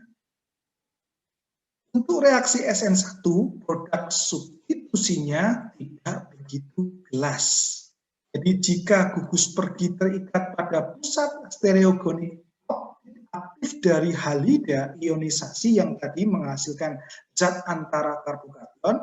Karbokation ini tadi bukan merupakan karbon chiral karena tidak mengikat 4 atom atau gugus yang berbeda, sehingga karbokation adalah karbon achiral karena 3 ikatan ke karbon bermuatan positif terletak pada bidang yang sama, dan bidang ini adalah bidang simetri untuk karbokation.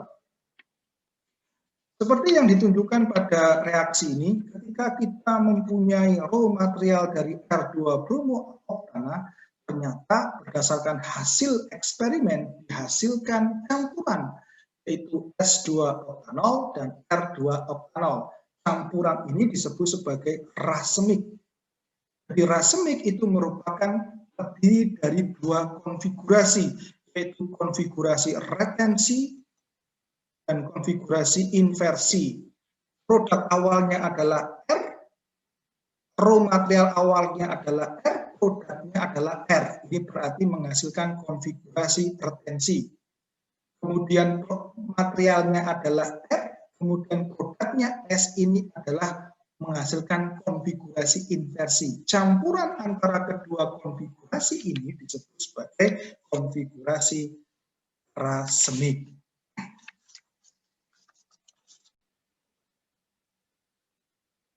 Pada saat terbentuk karbokation yang digambarkan pada model ini, sebuah nukleofil lemah seperti H2O akan mempunyai 2 kesempatan dalam menyerang dari sebuah karbokation ini. Serangannya dapat berasal dari sisi yang sama atau dari sisi yang berlawanan dari atom halogen sebagai gugus pergi, sehingga akan diharapkan terjadinya produk racemic, yaitu produk dari konfigurasi retensi dan konfigurasi inversi. Di sini dicontohkan oleh senyawa tadi R2 bromo oktana yang akan menghasilkan S2 oktanol sebanyak 66% dan R2 oktanol 44%. Hal ini kenapa bisa begitu? Ada satu produk yang lebih dominan dan produk lain yang tidak dominan. Ini terjadi akibat karbokationnya yang terbentuk tadi tidak sepenuhnya bebas ketika diserang oleh sebuah nukleofil. Karbokation yang membentuk pasangan karbokation dan halida ini, ion halidanya sepertinya melindungi karbokation pada sisi yang lain. Akibatnya, nukleofil tadi lebih dominan atau lebih mempunyai kesempatan untuk menyerang pada sisi yang berlawanan, sehingga produk inversinya tadi ditemukan dalam jumlah yang lebih banyak sebanyak 66%. Jadi, berdasarkan produk reaksi SN1 ini, walaupun terjadi produk yang lebih dominan, produknya tetap merupakan produk racemic yang terdiri dari konfigurasi retensi dan konfigurasi inversi. Bukti tambahan terjadinya karbokation dalam reaksi SN1 ini yaitu terjadinya penata ulangan karbokation. Ini dibuktikan oleh reaksi hidrolisis alkil bromida sekunder, yaitu 2-bromo-2-metilbutana yang menghasilkan hanya hanya menghasilkan satu-satunya produk, yaitu alkohol tersier 2-metil-2-butanol. Harusnya diharapkan produknya adalah alkohol sekunder, seperti halnya raw materialnya adalah alkil halida sekunder. Berarti dia terjadi penata ulangan karbokation. Kita akan bahas tentang penata ulangan karbokation dari reaksi SN1. Karbokation dapat mengalami penataan ulang. Penataan ulang ini dalam rangka apa? Dalam rangka kestabilan. Dalam rangka kestabilan membentuk karbokation yang lebih stabil, ada 2 cara yang dilakukan karbokation tersebut. Yang pertama disebut sebagai pergeseran 1,2 hidrida, yaitu ketika atom H atau proton atau hidrida pada ikatan karbon yang berdekatan dengan T2+ bergeser. Kemudian disebut sebagai pergeseran 1,2 metil, yaitu ketika gugus metil bergerak dari karbon yang berdekatan, syaratnya satu, jika tidak ada atom hidrogen. Jadi ketika ada atom hidrogen, yang terjadi hanya pergeseran 1,2 hidrida. Namun ketika tidak ada atom H, yang terjadi adalah pergeseran 1,2 metil. Untuk pergeseran 1,2 etil dan lain sebagainya tidak dapat terjadi karena molekulnya terlalu besar. Dibutuhkan energi yang lebih tinggi, bahkan energinya sama dengan untuk memutus ikatan sigma. Sehingga penataan ulang karbokation dengan energi yang ada hanya ada dua yang terjadi.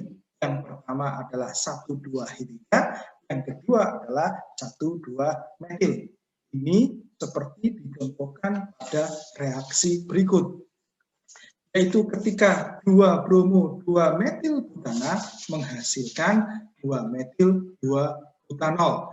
Tentunya yaitu yang pertama, terbentuknya karbokation merupakan rate determining step atau laju penentu reaksi.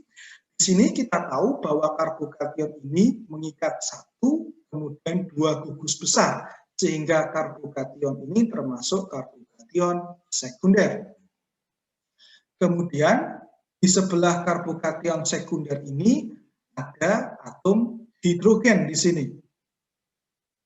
Nah, ini adalah disebut sebagai C alfa, ini C beta. Atom hidrogen ini dapat bergeser ke sebelahnya karbokation. Disebut pergeseran 1,2 hidrida. 1,2 ini tidak merujuk pada nama penomeran, tetapi hanya merujuk pada tetangga di sebelahnya saja. Atom hidrogen berpindah sehingga dihasilkan senyawa seperti ini. Kemudian positifnya juga berpindah. Nah, sekarang kita lihat. Dari karbokation sekunder akan berubah menjadi karbokation 1, 2, 3, sehingga disebut sebagai karbokation tersier. Tadi telah dijelaskan bahwa karbokation yang paling stabil adalah karbokation tersier, diikuti sekunder, kemudian diikuti primer. Ketika terbentuk karbokation tersier, nukleofil H2O lemah akan menyerang. Kemudian nukleofil ini akan mengalami deprotonasi membentuk produknya yaitu metil butanol. Nah, bagaimana mekanisme penata ulangan 1,2 metil? Kita lihat, kita tinggal ganti saja yaitu protonnya dengan metil CH3, kemudian ini kita ganti dengan metil CH3. Metil di sini atas atau bawah atau kiri sama saja, sehingga dapat bergeser di karbokationnya, kemudian muatan positifnya akan bergeser. Sekarang akan terbentuk sama di sini, karbokation tersier. Kemudian karbokation tersier ini sama akan diserang oleh sebuah nukleofil lemah. Nukleofil lemah juga sama nanti akan mengalami deprotonasi, membentuk alkohol atau di sini membentuk produk substitusinya. Nah, ini yang disebut sebagai penataan ulang karbokation. Bisa terjadi 1,2 hidrida atau 1,2 metil. Syarat terjadi pergeseran metil ketika atom T betanya, yaitu yang terletak di sebelah karbokation, tidak ada protonnya, baru bisa mengalami pergeseran metil. Nah, berikutnya kita akan membahas tentang reaksi SNI. Nah, selain mekanisme reaksi SN2 dan SNI yang telah dijelaskan tadi, terdapat mekanisme reaksi lain. Mekanisme reaksi SN2 seperti yang kita jelaskan, yaitu reaksinya adalah reaksi stereospesifik yang menghasilkan konfigurasi inversi atau dikenal sebagai inversi Walden. Sedangkan mekanisme reaksi SN1 menghasilkan konfigurasi rasemik, yaitu terdiri dari dua konfigurasi, yaitu konfigurasi retensi dan konfigurasi inversi. Nah, pada mekanisme SNI ini akan menghasilkan konfigurasi retensi. SN2 tadi menghasilkan inversi. SN1 menghasilkan rasemik. Nah, untuk SNI itu akan menghasilkan retensi. Pada mekanisme SNI ini akan menghasilkan konfigurasi retensi, yaitu reaksi substitusi nukleofilik yang reaktan dan produknya mempunyai konfigurasi yang sama. Nah, kita lihat sebagai contoh reaksi substitusi nukleofilik senyawa alkohol di sini yang diwakili oleh S1-feniletanol yang menghasilkan 1-kloroetilbenzena dengan konfigurasi yang sama S. Laju reaksinya mengikuti laju reaksi orde 2, yaitu tergantung dari dua reaktan, yaitu adalah nukleofilnya dan reaktannya. Harusnya reaksi ini mengikuti laju reaksi SN2, yaitu menghasilkan konfigurasi inversi. Faktanya dia menghasilkan konfigurasi retensi. Jadi ada mekanisme lain yang bekerja. Mekanismenya seperti ditunjukkan pada gambar ini. Hal tersebut dikarenakan zat antara atau senyawa intermediatnya, yaitu alkil klorosulfid yang terbentuk tetap menjaga konfigurasi seperti konfigurasi reaktan dan atau substrat awalnya. Ikatan antara RO-nya tidak terputus pada waktu terjadinya reaksi. Kemudian, laju reaksi zat antara alkil klorosulfid yaitu ROSOCl yang akan terurai menjadi alkil kloridanya di sini meningkat dengan bertambahnya polarisasi atau pengukuran dari pelarut yang berperan di dalam reaksi. Selain itu, kestabilan dari Herpes di sini juga berperan dalam meningkatkan laju reaksi substitusi. Pada struktur karbokationnya terlihat mempunyai dua substituen, yaitu metil dan fenil, sehingga dapat kita katakan bahwa karbokation ini termasuk karbokation benzilik yang tentunya muatan positifnya akan distabilkan di sepanjang cincin aromatik yang berperan sebagai substituen tadi. Kemudian gugus metil tadi juga berperan menstabilkan karbokation ini melalui efek yang disebut sebagai efek induktif dan hiperkonjugasi. Oleh karena itu, pasangan ion R+ di sini dan alkil klorosulfid di sini, perubahan pasangan ion R+ menjadi R+ dan Al- ini berlangsung tepat karena ion-ion tersebut berkurung dalam pelarut. Maka serangan ion Al- ke R+ cenderung terjadi pada sisi yang sama, sehingga akan menghasilkan produknya yaitu mempunyai konfigurasi yang sama dengan bahan awalnya, yaitu produk konfigurasi retensi. Nah, namun ketika pelarutnya tadi di sini pelarutnya berperan sekali dalam menentukan konfigurasi, namun ketika pelarutnya digantikan dengan piridin, terjadi hal yang menarik, saudara. Produk RCl-nya, yaitu alkil kloridanya, ternyata mengalami inversi seperti halnya pada reaksi SN2. Ini disebabkan asam kloridanya, yaitu HCl yang terbentuk dari reaksi antara alkoholnya, ROH, dan tionil kloridanya, atau SOCl2, diubah oleh piridin menjadi C6H5NH plus Cl- C6H5NH plus Cl-, maka ion Cl-nya sebagai nukleofil efektif menyerang R+ pada sisi yang berlawanan dari OSO Cl- ini.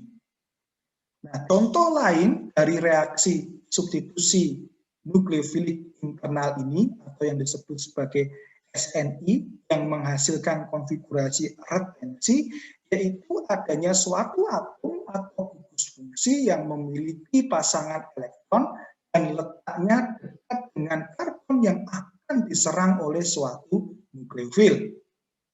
Gugus fungsi ini disebut sebagai gugus tetangga. Gugus tetangga ini dapat memakai pasangan elektronnya untuk mempengaruhi sisi belakang, sehingga mekanisme ini disebut sebagai mekanisme reaksi SNI. Internal nukleofilnya berasal dari dalam reaktannya sendiri. Akibatnya, sisi belakang karbon tersebut seperti terhalangi, sehingga nukleofil hanya dapat menyerang dari sisi depan yang menghasilkan konfigurasi retensi. Peristiwa ini digambarkan oleh reaksi substitusi nukleofilik antara 1,2-klorohidrin atau disebut sebagai R2-kloro-3-etil-3-pentanol dengan ion hidroksida yang menghasilkan senyawa 1,2-diolnya dengan retensi yang sama, yaitu R3-etil-pentana 2,3-diol. Serangan awal oleh basa akan menghasilkan anion alkoksidanya yang terdeprotonasi pada gugus tetangga. Kemudian alkoksida RO- ini akan menghasilkan sebuah epoksida yang mengalami pembalikan konfigurasi. Kemudian atom karbon diserang oleh ion basa OH- seperti mekanisme reaksi SN2, yaitu mengalami pembalikan konfigurasi untuk kedua kalinya. Kemudian anion alkoksida aromen dari gugus tetangga menarik kembali proton atau protonasi dari pelarut yang akan menghasilkan produk 1,2-diolnya dengan konfigurasi yang sama dari bahan awalnya. Berdasarkan data ini menunjukkan bahwa sebenarnya konfigurasi ini merupakan hasil dari 2 kali pembalikan konfigurasi. Contoh yang lain dari gugus tetangga yaitu yang memiliki atom oksigen. Ini terjadi pada reaksi hidrolisis dari anion 2-bromopropana dengan ion hidroksida OH-. Konsentrasi OH- yang digunakan dalam reaksi rendah. Laju reaksinya tidak tergantung pada konsentrasi OH-. Ini berarti mekanismenya yaitu termasuk dalam mekanisme reaksi SN1. Yang tentunya nanti akan menghasilkan, diharapkan produknya adalah memiliki konfigurasi erasmik, yaitu retensi atau retensi dan inversi. Faktanya dia terbentuk hanya salah satu produknya saja, yaitu produk dengan konfigurasi retensi. Nah, ternyata membentuk sebuah karbokation sebelum dia menjadi produk retensinya. Namun di sisi lain ada ilmuwan yang menyatakan bukan terbentuk karbokation tetapi terbentuk senyawa intermediate-nya yaitu lakton. Walaupun begitu, antara karbokation dan lakton sama-sama merupakan produk yang tidak stabil sehingga dengan cepat diserang oleh sebuah nukleofil pada sisi yang tidak terlindungi sehingga hanya menghasilkan produk konfigurasi yang sama retensinya dengan produk awal. Nah, gejala yang sama terjadi pada peristiwa konfigurasi retensi karena pengaruh gugus tetangga ditemui juga pada atom selain oksigen, misalnya sulfur dan hidrogen. Keadaan mekanisme reaksi sama, namun laju reaksinya berbeda. Senyawa seperti senyawa ini mengalami hidrolisis 10⁴ lebih cepat dari senyawa yang S-nya diganti dengan O. Hal ini tentunya karena atom O lebih elektronegatif. Kita tahu atom O berdasarkan skala Pauling yaitu 3,5 daripada atom S yang skala Paulingnya adalah 2,5. Sehingga atom O kurang menyumbangkan pasangan elektronnya daripada atom S.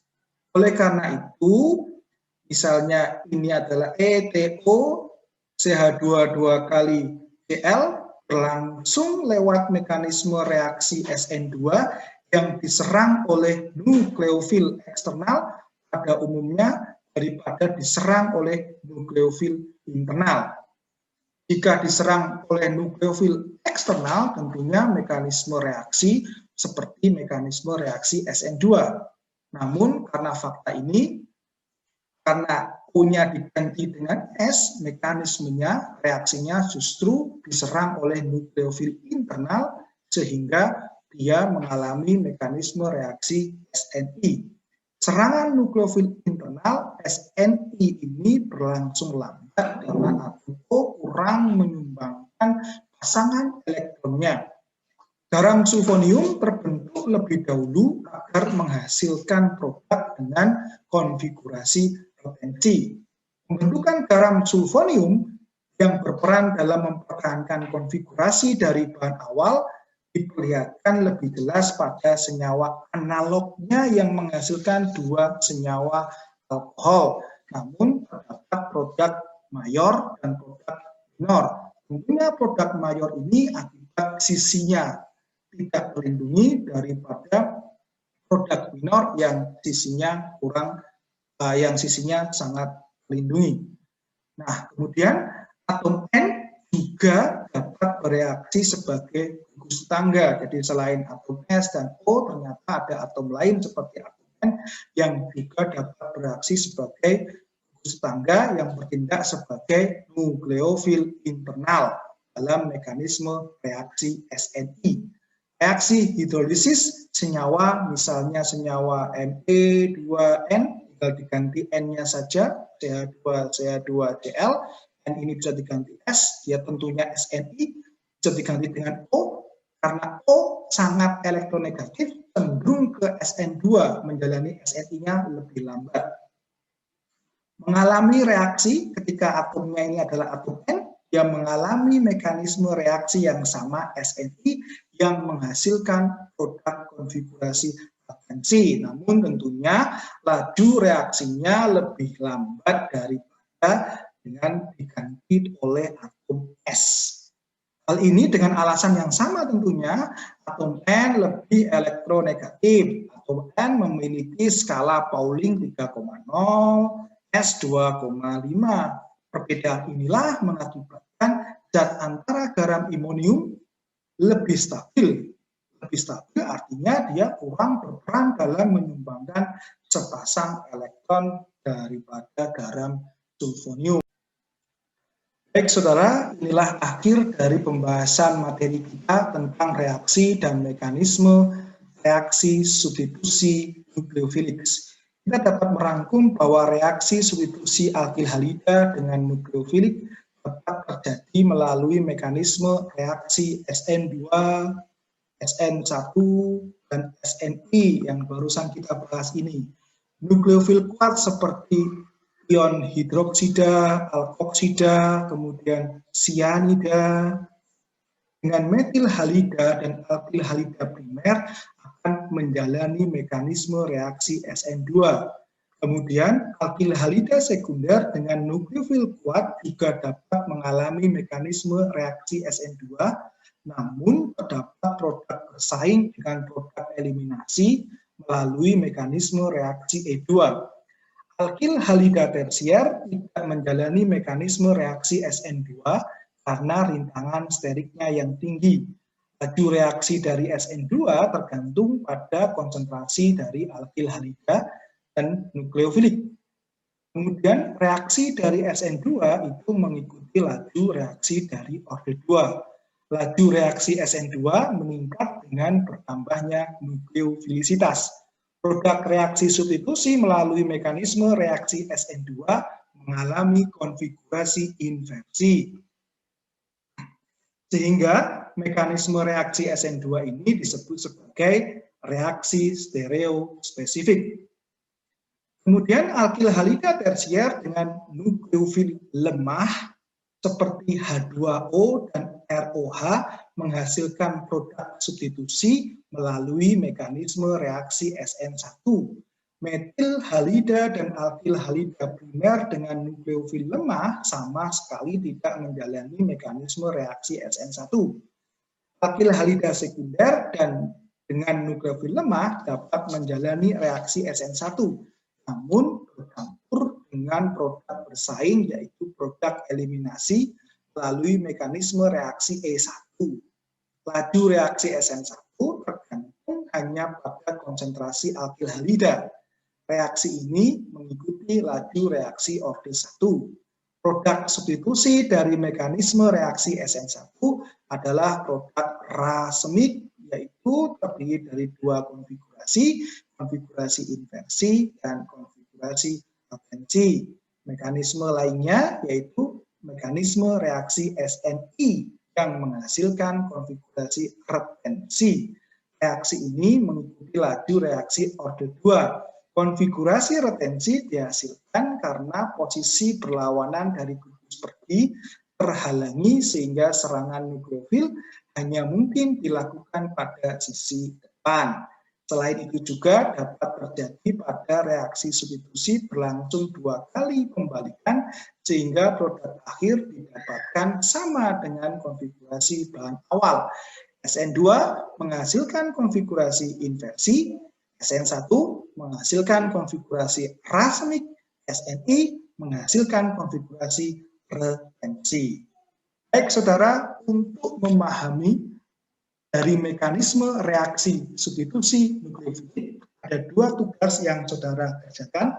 Yang pertama, saudara dapat mengerjakan secara berkelompok.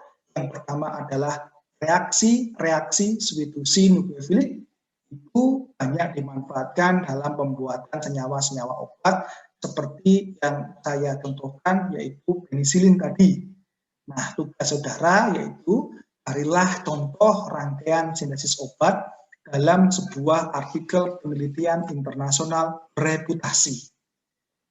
Nah, setelah saudara mencari, kemudian analisislah pada tahap mana saja yang termasuk ke dalam reaksi substitusi nukleofiliknya. Tadi saya contohkan di senyawa penisilin, ada dua tahapan, senyawa 2 menjadi senyawa 3, dan senyawa 3 menjadi senyawa 4.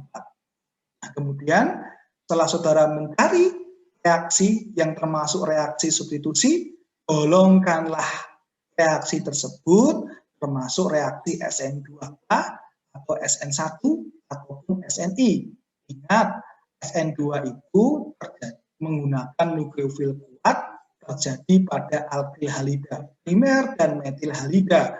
Alkil halida sekunder akan terdapat dua campuran, yaitu produk substitusi nukleofilik orde 2 dan eliminasinya. Sedangkan SNI itu nukleofilnya lemah, alkil halidanya tersier. Dan SNI internal itu adalah kondisi khusus ketika terbentuk konfigurasi yang memiliki konfigurasi yang sama dengan bahan awal. Nah, setelah saudara menentukan apakah itu SN2, SN1, ataupun SNI, prediksikanlah mekanisme reaksi yang dilengkapi dengan diagram energi potensialnya. Tentunya untuk SN2, diagram energi potensialnya adalah seperti satu gunung, hanya terbentuk satu keadaan transensi. SN1 terbentuk minimal 2 gunung ketika dia menggunakan nukleofil anion. Tapi kalau menggunakan nukleofil netral, tentunya dia akan terbentuk 3 gunung. 3 gunung berarti dia artinya mengandung keadaan transisi 1, kemudian keadaan transisi 2, dan keadaan transisi 3. Di tengah-tengahnya ada produk zat intermediate atau zat antara. Nah, tugas berikutnya yaitu selain substitusi nukleofilik ini digunakan dalam membuat senyawa obat, tentunya juga banyak digunakan pada senyawa yang lain, contohnya di bidang pertanian, seperti pestisida, kemudian inseksida, herbisida, fungisida, dan lain sebagainya. Tugasnya, kunjungilah toko pertanian. Nah, tidak usah beli. Nah, kemudian pura-pura lihat tabel kemasannya, dan saudara cari zat aktifnya. Zat aktifnya tersebut saudara cari di internet, strukturnya seperti apa. Ketika tahu strukturnya, kemudian sarankan bahan-bahan awal yang diperlukan untuk membuat produk tersebut. Juga dicari di internet juga. Nah, kemudian carilah tahapan reaksi-reaksinya, termasuk dalam reaksi SN2, SN1, ataupun SNI. Dan prediksikanlah mekanisme reaksi substitusi nukleofilik. Artinya kalau SN2, dia akan menghasilkan konfigurasi SN1, racemik, SNI, retensi, dan lengkapilah dengan diagram energi potensialnya. Demikian saudara, presentasi yang dapat saya sampaikan, kurang dan lebihnya saya mohon maaf. Terima kasih atas perhatiannya. Tetap semangat belajar di masa pandemi ini. Jayalah Indonesia. Assalamualaikum warahmatullahi wabarakatuh.